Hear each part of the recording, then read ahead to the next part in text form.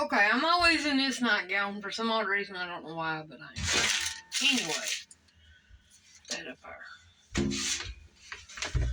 Listen, my mom has been fighting.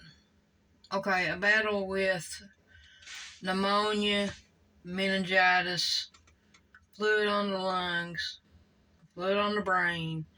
She had 5 spinal taps, and she also had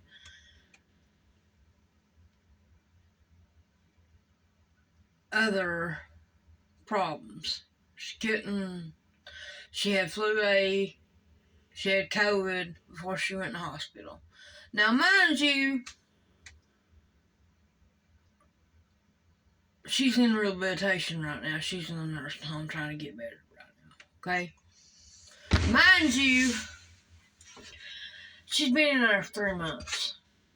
Mind you now that she has fought real hard to stay alive. I honestly really thought that she wasn't going to make it. I had no hope that she would make it.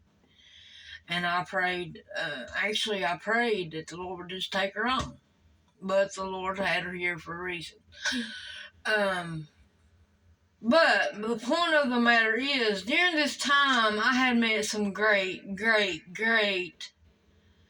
African American people in that community up there. Okay? There was one homeless. There was one working at a hotel. She is awesome. Her name is Terry, I think. I've got her, I follow her on Facebook. But anyway, make a long story short, I have a friend on here that had,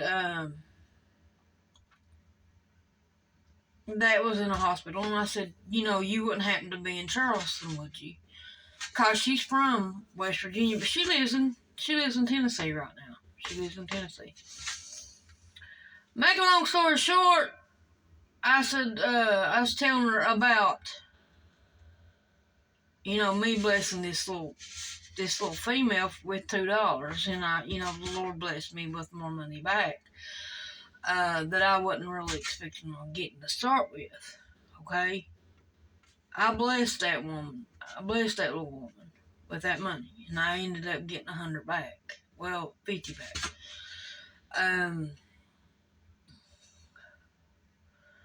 Then, the next time I went down there, I was also blessed to see a woman minister down there that was evangelist, and she come to a local church in Logan, West Virginia, and around the community down that way.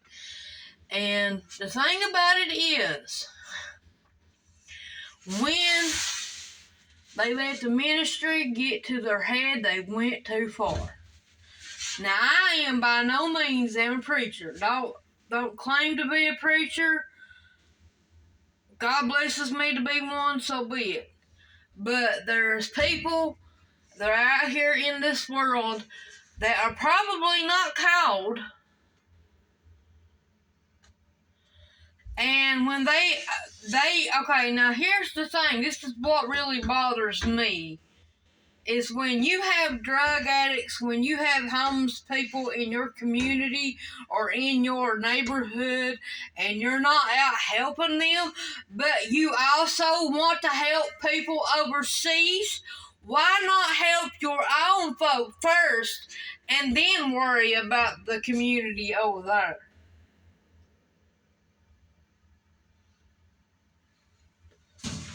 Now this has got really me stirred up, because the body of Christ today is not living the way they should be living.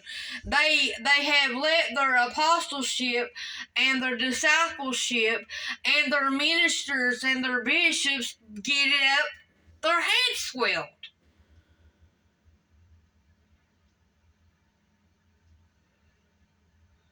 Their head is so big right now. They have got it over their head and thinking they are bigger, they are holier than thou, but they're not. They are not. So, why don't you help the community out in your own community before taking care of people over in Uganda, wherever you're wanting to sponsor them at? See, you done been over there once, but you won't help the people in your community.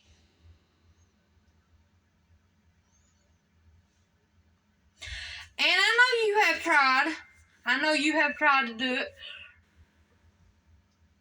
Don't get me wrong, I love you.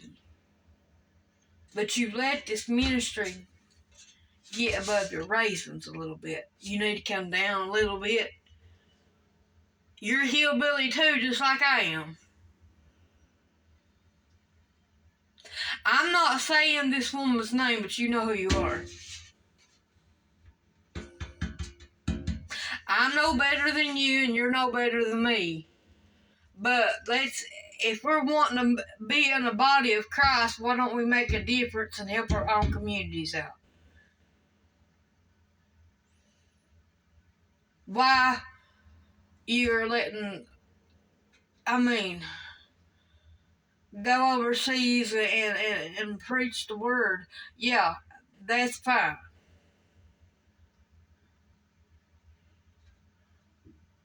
But we need help in our own communities before we can help over there.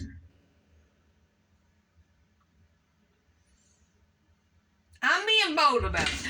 I am 10 toes down right now. I am being bold about it.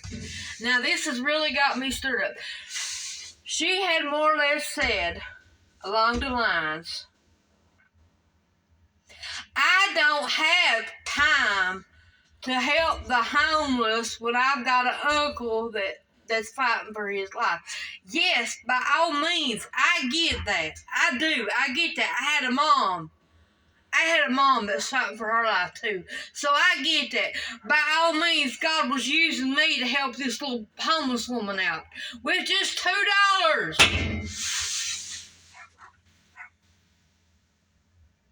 You know what would really be good? You know what would really be good? Is to just sit there and just ask them, like, you know what? Let me just pray for you. Just talk to them. Just talk to them. Yeah, and that will make their day. I guarantee it. You don't have to give them your dime. You don't have to just to know what they're going through, and praying for them makes them feel a lot better than giving them $1.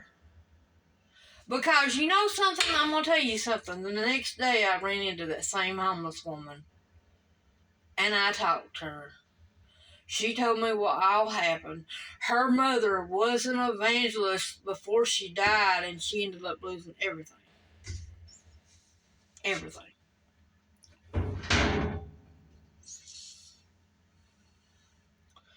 So, what I'm saying is, I think we all ought to band together and quit being holier than thou and come together and help one another out with these issues.